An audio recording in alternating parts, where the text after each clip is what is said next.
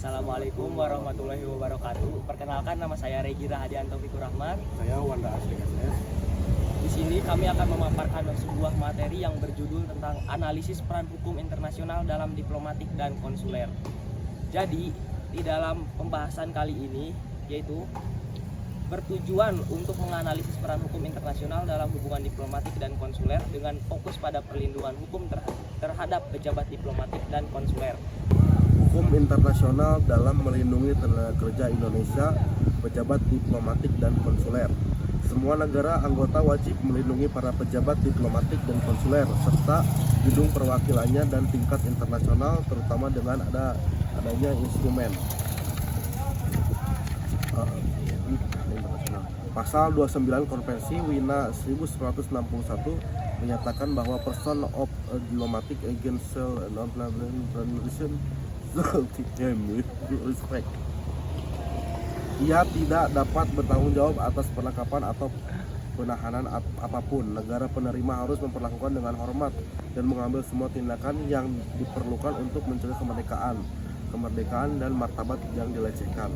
Sebagai yang disebutkan dalam pasal 26, pemerintahan negara akreditasi bertanggung jawab untuk mengambil semua tindakan yang diperlukan untuk melindungi pejabat diplomatik dan kekerasan.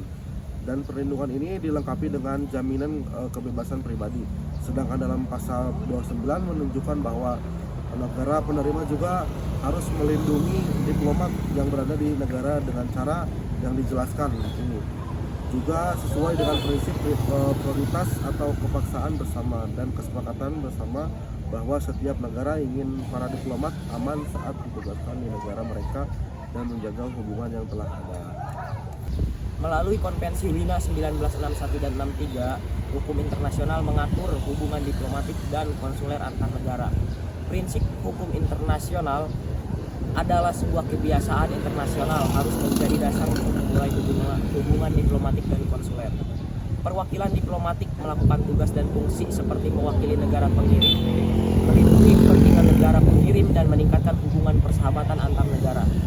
Di tingkat internasional, pejabat diplomatik dan konsuler serta gedung perwakilannya dilindungi oleh hukum internasional.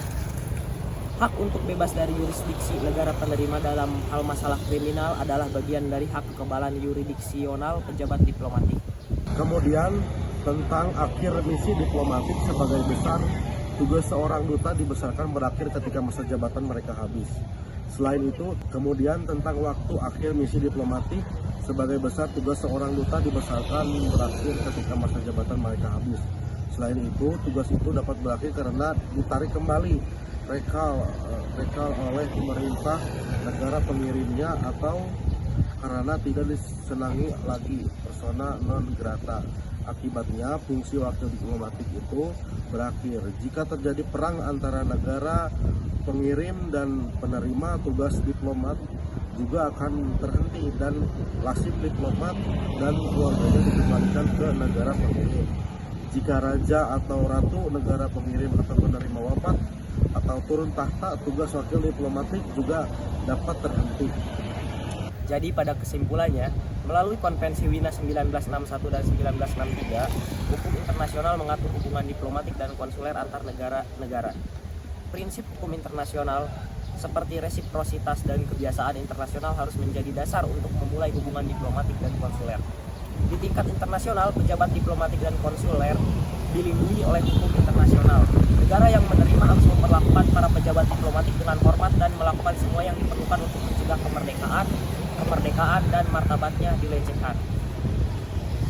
Hak untuk mencegah kemerdekaan atau hak untuk bebas dari yurisdiksi negara penerima dalam hal masalah kriminal adalah bagian dari hak kekebalan yurisdiksi. Jadi dalam makalah yang saya angkat tentang tema diplomatik dan konsuler, terdapat dasolennya di pasal 13 ayat 2 amandemen pertama Undang-Undang Dasar 1945 menyatakan dalam hal mengangkat duta presiden memperhatikan pertimbangan Dewan Perwakilan Rakyat. Selain itu ada juga Konvensi Wina 1961 yang menjadi peraturan, yaitu fungsinya dari diplomatik adalah mewakili negara pengirim di negara penerima. Dalam pasal 3 juga ada perwakilan diplomatik bertanggung jawab untuk melindungi kepentingan negara pengirim dan negara penerima. Terkait desain dari peraturan tersebut, biasanya dalam hubungan diplomatik antar negara yang menyangkut konsuler biasanya terjadi sebuah peraturan-peraturan yang di luar dari peraturan hukum internasional. Jadi seperti contohnya mereka membuat kesepakatan masing-masing atau kesepakatan sendiri dalam mencapai tujuan negara-negara mereka masing-masing.